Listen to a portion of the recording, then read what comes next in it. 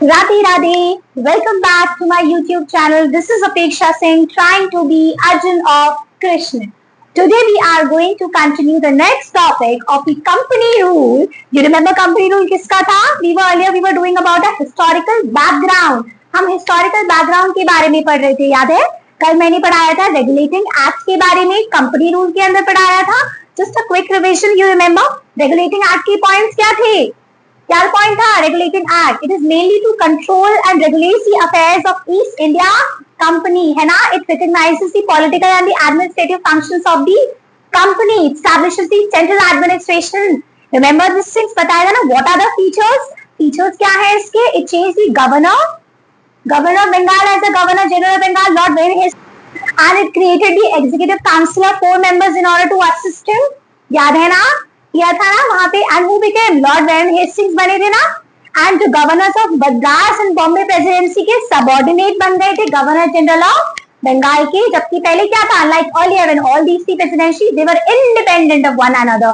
Then next feature क्या था? Provided for the establishment of supreme court, establish हुई थी कलकत्ता में 1774 में, which is comprising 1 chief justice and 3 other जजेस थे ना. उसके बाद क्या है? It prohibited servants of the company from engaging in any private trade में नहीं engage करेंगे और accepting any presents or bribe from their native से, ये mention किया था ना. उसके बाद लास्ट पॉइंट क्या था? यहाँ पे याद है ब्रिटिश क्राउन क्या कर रहा था? British government will try to strengthen their control, अपना कंट्रोल करने, एक्सटेंड करने की कोशिश कर रहे थे over the East India Company, and by requiring those court of directors को. आज मैं कोर्ट ऑफ डायरेक्टर्स बताऊंगी जब हम पिट्स इंडिया एक्ट पढ़ेंगे, ठीक है. उस समय याद है कोर्ट ऑफ डायरेक्टर बोला था ना. कौन है कोर्ट ऑफ डायरेक्टर्स? जो governing body of the company, जो पूरी कंपनी को चलाते हैं, है ना. कोर्ट ऑफ डायरेक्टर्स वो होते हैं which requiring the court of की वो रिपोर्ट करे रेवेन्यू पे, सिविल पे, military affairs in a company. ये बताया था ना. 16 याद है ना 1600 में ब्रिटिशर्स आए थे. याद आ रहा है कुछ? ब्रिटिशर्स दे केम इन 1765 में दीवानी मिली थी. 64 में जब बैटल ऑफ बक्सर हुई थी. फिर 1858 में ब्रिटिश क्राउन आ गया था. याद है 57 में जब रिवोल्ट हुआ था एंड कंटिन्यू टिल 1947. याद आ रहा है ना थोड़ा थोड़ा? Very good. This is like a quick revision. ये छोटा सा एक मैंने रिविजन आपको दिया. और now it was divided into the company rule and crown rule. Company rule के अंदर मैंने रेगुलेटिंग एक्ट के बारे में पढ़ाया, जो मैं आपको भी छोटा सा रिविजन दे चुकी हूँ. Understand this things. अभी मैं बात करती हूँ नेक्स्ट टॉपिक जो उसके बाद रेगुलेट उसके अंदर जो आता है, that is the amending act of 1781. पहला क्या था? पहला था रेगुलेटिंग एक्ट ऑफ 1773 का. अभी मैं बता रही हूँ 1781 के बीच में, याद रखना, ठीक है. इसके बाद जो मैं I continue with this thing, don't worry. अभी मैं 70 उसके बाद मैं पढ़ाऊंगी 1784 का फिक्स इंडिया एक्ट. उसके बाद एक पड़ेगा 1786 एक्ट ऑफ 1786 1786 का. I will tell you this thing धीरे धीरे बोलती रहूंगी. मैं बार बार ये डेट मेंशन करूंगी ताकि आपको याद हो जाए. जितनी बार सुनोगे ना उतनी बार याद हो जाएगा. Act of 1781 when I keep on telling this things. अब बोलते हैं अमेंडिंग एक्ट ऑफ 1781. सब टर्म से समझ आ रहा है? अमेंडमेंट हो रहा है, अमेंडिंग की बात कर रही हूँ. इसका मतलब कुछ तो चेंज आ रहा है. एक्चुअली ये वाला जो एक्ट है ना, ये पास इसलिए किया गया था to rectify the defects of regulating act. जो रेगुलेटिंग एक्ट पास हुआ था ना, रेगुलेटिंग एक्ट में कोई भी अगर कमियां, जितनी भी थोड़ी बहुत कमी रह गई थी, याद है ना. इसमें क्या हुआ था? इसमें गवर्नर जनरल था और उसकी प्लस काउंसिल थी, याद है ना. और सुप्रीम कोर्ट स्टैब्लिश हुआ था, याद है ना. यस. सो अभी याद रखना, इसमें जो भी कमियां रह गई थी थोड़ी बहुत, वो सारी रेक्टिफाई की गई इस अमेंडिंग एक्ट ऑफ 1781 में, ठीक है. सो बेसिकली इन्होंने bit to rectify the defects of regulating act 1773, British parliament has pass the amending act of 1781. So British parliament से उसको करेक्ट करने के लिए ये वाला एक्ट पास किया गया. इसीलिए हम इस एक्ट को एक्ट ऑफ सेटलमेंट के नाम से भी जानते हैं. क्या बोलते हैं?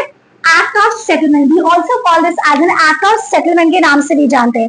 Understand this thing. अब इसका पहला पॉइंट अभी मैंने आपको बताया, यहाँ पे गवर्नर जनरल एंड काउंसिल के साथ होगा और सुप्रीम कोर्ट हमने एस्टैब्लिश किया था.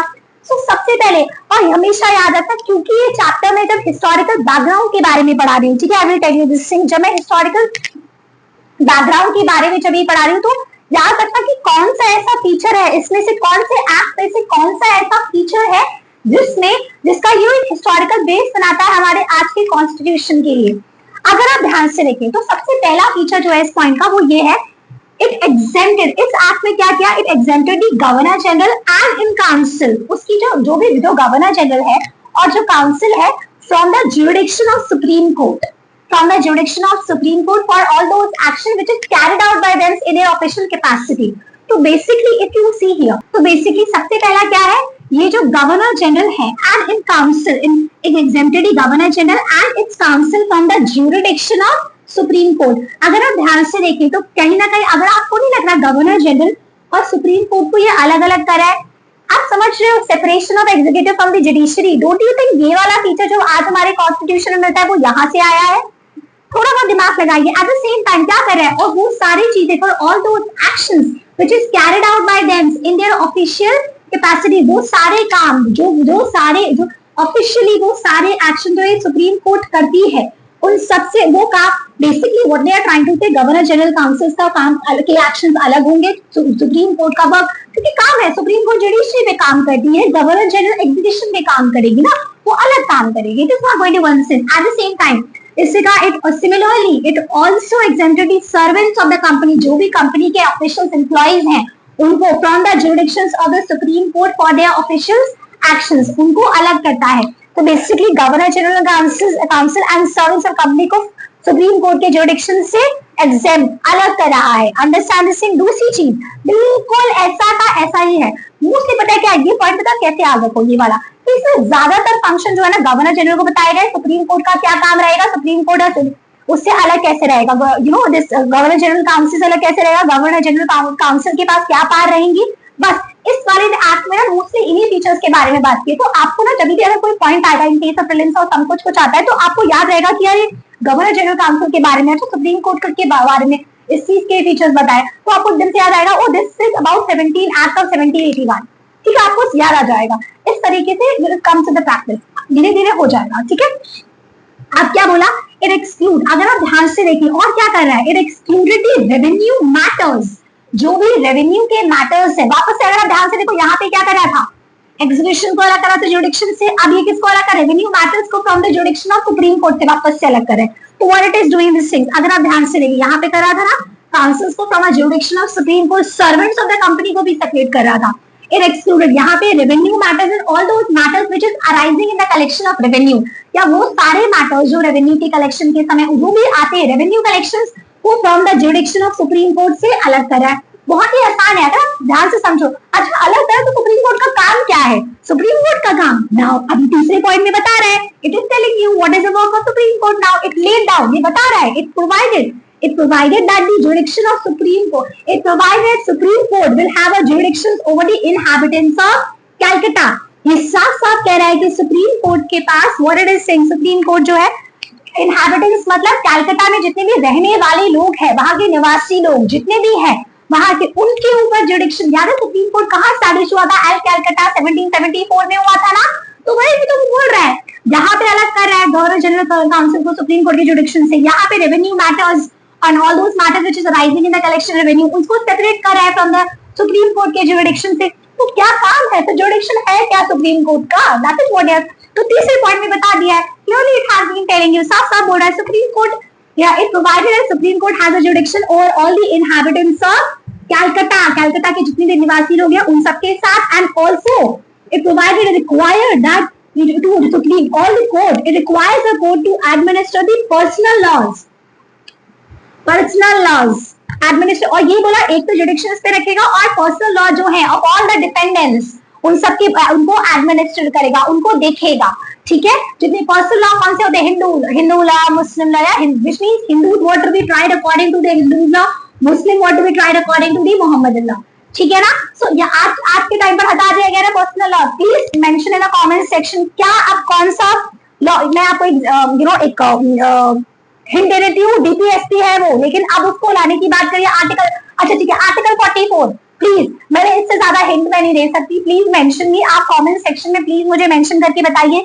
आप पर्सनल लॉ को हटा के एक लॉ लाया जा रहा है, उत्तराखंड में इम्प्लीमेंट भी हो चुका है, एंड प्लीज यू एक पूरा इसका नोटिफिकेशन भी आ चुका है. प्लीज आप मुझे बताइए आप पर्सनल लॉ को हटा के कौन सा लॉ लाने की बात चल रही है. उत्तराखंड में ऑलरेडी इम्प्लीमेंटेड है आर्टिकल 44 डीपीएसपी, इससे ज्यादा मैं हिंट नहीं दूंगी. Please mention me the comment section मुझे आप बताइएगा, ठीक है।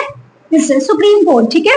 अब सुप्रीम कोर्ट ने क्या, अब मैंने यहाँ तो बता दिया इसको जुडिक्शन से सुप्रीम कोर्ट से अलग करता है। अब आप मुझे ये बताइए सुप्रीम कोर्ट किस चीज पे जुडिक्शन करेगी? Supreme court will have a jurisdiction over all the inhabitants of Calcutta के ऊपर and at the same time to also to administer the personal laws of the Hindu laws and Hindus were to be tried according to the Hindu law and Muslims were to be tried according to the Mohammedan law.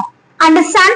अब next क्या करेगा? चलो अब supreme court के काम बता दिए। अब अगर आप ध्यान से देख पा रहे हो कि गवर्नर जनरल काउंसिल के क्या फंक्शन होंगे, बता ये तो बता रहे हैं और क्या बोल रहा है सुप्रीम कोर्ट के क्या फंक्शन होंगे, इस चीज के बारे में बता रहे हैं।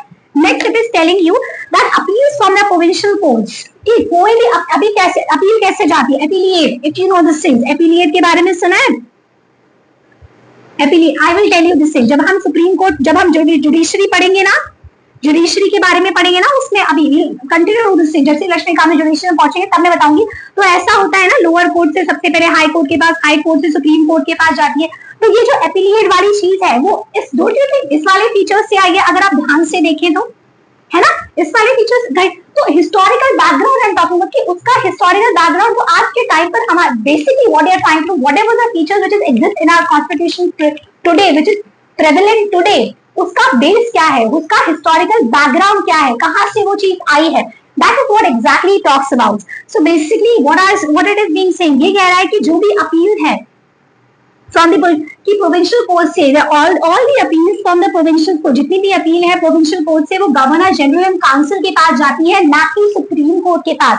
यू स्टिल नो, आपको पता है एक कॉन्सेप्ट है ट्राइब्यूनल्स का, ट्राइब्यूनल्स का ये जो कॉन्सेप्ट है, अब देखा होगा बहुत सारे केसेस हैं जो ट्राइब्यूनल्स में जाते हैं, पता है ना, बहुत सारे केसेस, वही सेम चीज तो बात है। So basically most what they are, इस फीचर्स का, इसमें फीचर्स में क्या बोला है, all the appeals from the provincial courts, they all the appeals from the provincial courts they go to the, yes, तो अब क्या कर रहा है, now the appeal from the provincial courts it is going to the governor general and council के पास जा रही है, ठीक है, not to the supreme court. एक कॉन्सेप्ट मैंने भी बताया, ट्राइब्यूनल्स, ट्राइब्यूनल एक कॉन्सेप्ट है, ठीक है, इसमें क्या ट्राइब्यूनल्स एक कॉन्सेप्ट है जो अभी भी आप पढ़ोगे, I will tell you about this thing, इस कॉन्सेप्ट के बारे में भी मैं बताऊंगी। बहुत सारे ट्राइब्यूनल्स बनाए जाते हैं, like you know for films के लिए ट्राइब्यूनल्स बनाए जाते हैं, और एनवायरनमेंट के लिए बहुत सारे ट्रिब्यूनल्स बने हुए हैं, बहुत सारे हैं, तो आप पढ़ोगे। तो बेसिकली कई बार ऐसा होता है कि अब सारे के सारे केसेस थोड़े हाई कोर्ट में या सुप्रीम कोर्ट पे जाते होंगे, कुछ केसेस ऐसे होते हैं जो ट्राइब्यूनल्स तक या लोअर कोर्ट, डिस्ट्रिक्ट कोर्ट तक रखे जाते हैं, ताकि वहां तक सारे मुद्दे केसेस जो है सॉल्व हो सके। हर केस अगर सुप्रीम कोर्ट के पास जाएगा तो कैसे चलेगा, है ना। तो बेसिकली इसी तरह से पहले भी ये अमेंडिंग एक्ट का, क्योंकि अगर रेगुलेटिंग, क्योंकि जो अमेंडिंग एक्ट है वो पास ही इसलिए किया गया था ताकि जो भी रेगुलेटिंग एक्ट में कमी रह गई थी उसको ठीक किया जा सके। रेगुलेटिंग एक्ट में जब गवर्नर जनरल सुप्रीम कोर्ट बनाया गया था उस समय ये बताना जरूरी था कि अगर कोई भी केस है, all the appeals from the provincial courts will go to the governor general council के पास जाएगी, ना कि सुप्रीम कोर्ट के पास। अगर सारी केसेस, सारे appeal governor general and council के पास जा रहे हैं, don't you think we need to empower the governor general council? तो अगला फीचर जो है इसका वो है कि जब इनको दिया गया तो एम्पावर भी किया गया, ताकत भी दी गई कि आप रेगुलेशंस भी बना सकते हो, कोई भी लॉ, कोई भी कानून प्रोविंशियल कोर्ट्स के लिए बनाना चाहते हो बना सकते हो, काउंसिल के लिए बनाना चाहते हो तो बना सकते हो। So at the same time क्या किया गवर्नर जनरल काउंसिल से, it empowers the governor general in councils to frame the regulations for the, कि आप रेगुलेशंस बनाइए, यहाँ पे एम्पावर किया, रेगुलेशंस बनाओ फॉर द प्रोविंशियल कोर्ट्स के लिए या फिर काउंसिल्स के लिए आप बना सकते हो।